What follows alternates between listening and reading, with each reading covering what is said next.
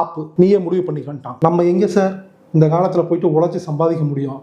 அதுவும் நம்ம படித்த படிப்புக்கு அங்கே ஏற்கனவே ஏகப்பட்ட பேர் கோடிக்கணக்கில் வெயிட்டிங்கில் இருக்கானுங்க. பார்த்தேன், சரி ஆனது ஆகட்டும் அப்படின்ட்டு கல்யாணம் பண்ணிட்டேன். கல்யாணம் பண்ணி இன்னைக்கு 4 குழந்தையும் ஆயிடுச்சு சார். இருந்தாலும் அவன் நினைப்பு அப்படியே மனசுல அப்பப்போ வந்து ஒரு பாசிங் கிளவுட் மாதிரி தென்றல் மாதிரி வந்து போகும், வீசும் சார். ஆனா இப்ப ராஜேஷ் சார், நீங்க சொல்றது வந்து நீங்க அதாவது வந்து காக்கா உட்கார பணம்பழம் விழுந்துதா, பணம்பழம் விழுந்தோன்னா காக்கா உட்காந்துதான் எனக்கு தெரியாது சார். ஆனா நீங்க சொல்றத பார்த்தாக்கா இப்ப என்னைக்கு இல்லாத ஒரு அதிசயமா ஒரு திருநாளா சடனா மீட் பண்ணிட்டேன் சார். அவளை ஒரே ஒரு வார்த்தை தான் சொன்னான், உன்னை கட்டி இருந்தேன்னா என் லைஃப் நல்லா இருக்கும்டா அப்படின்னு ஒரே வார்த்தை தான் சொன்னான். ஒடிஞ்சு போயிட்டேன் சார் நான். ஆனா நீங்க சொல்றத பார்த்தாக்கா மனைவி துணைவி அப்படின்னாக்கா இனியாவது அந்த வாய்ப்பு எனக்கு பிக்கப் ஆகுமா? கை கெட்டினது வாய்ப்பும் எட்டுமா? கை நழுவி போனது மீண்டும் திரும்ப கைக்கு வருமா?